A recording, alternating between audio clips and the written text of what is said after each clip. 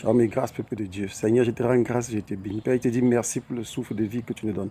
Prends le contrôle ce moment. Bénis puissamment ceux qui partagent la bonne nouvelle de l'évangile pour bénir d'autres âmes. Que la gloire et l'adoration te reviennent dans le précieux nom de Jésus. Amen. Bien-aimé, le Seigneur m'envoie encore dire à ses enfants que c'est la bénédiction de l'Éternel qui enrichit.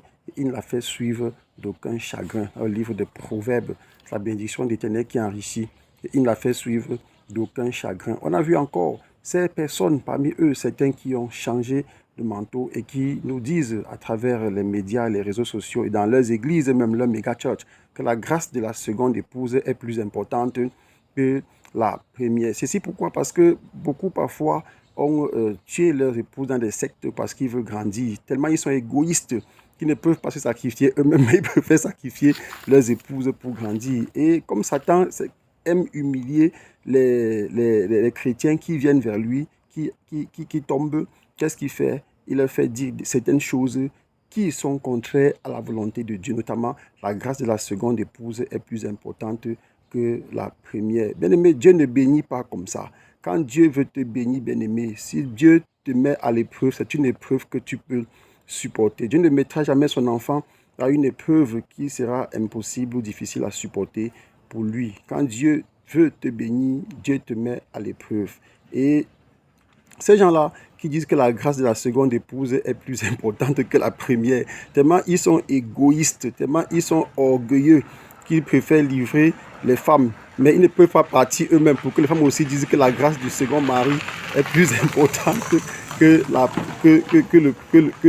le premier. Oui, vous devez aussi accepter de partir. Quand vous livrez vos âmes à Satan, oui, partez. Vous laissez aussi que les femmes restent dire que la grâce du second mari est plus importante que les premières. Et aussi, comme elles aussi, elles sont là, la plupart de vos femmes, bien habillées, dans des tenues dernier cri, dans des mèches brésiliennes qui ne sont même pas de ce monde. Mais dans le plan spirituel, quand on les regarde, elles sont comme des troupeaux de bœufs qu'on conduit tout droit à l'abattoir. C'est-à-dire tellement bien habillées, mais malheureusement des âmes bien faites pour l'enfer. Je prie pour que la plupart de vos épouses-là, ces femmes qui ne savent même pas où on les mène, qu'elles ouvrent les yeux, que le Seigneur touche leur cœur, afin qu'elles comprennent aussi dans quel environnement elles se trouvent. Parce que beaucoup sont contents d'être assis à la droite de leurs époux. Beaucoup sont contents d'être appelés maman pasteur. Beaucoup sont contents d'être respectés dans les églises. Beaucoup sont contents de porter des gros habits, de bons habits, de mettre les meilleurs parfums, de dormir dans les hôtels de luxe. Beaucoup sont contents de porter des mèches brésiliennes, des mèches dernier cri.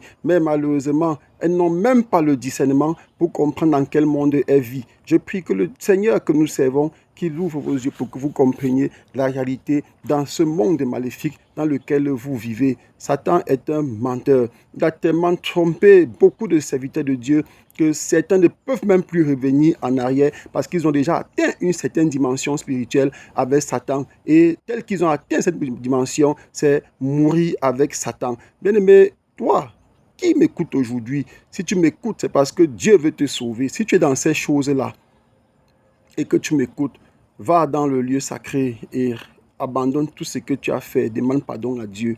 Et comme le Seigneur a dit, confessez-vous les uns les autres. Va chercher des hommes de Dieu qui servent Dieu en esprit et en vérité. Confesse et abandonne. Ça ne demande pas un exercice magique. Ça ne demande pas des potions magiques. Non. Tu confesses ta bouche. De la même manière que tu as confessé le Seigneur Jésus-Christ au départ, de la même manière tu confesses ta bouche ce que tu as fait et tu confesses pour rejeter cela. Je voudrais dire à tous ces hommes qui se sont laissés tromper par l'ennemi, je voudrais vous dire que le Seigneur vous aime. Il aimerait que vous soyez sauvés. Soyez bénis. Amen.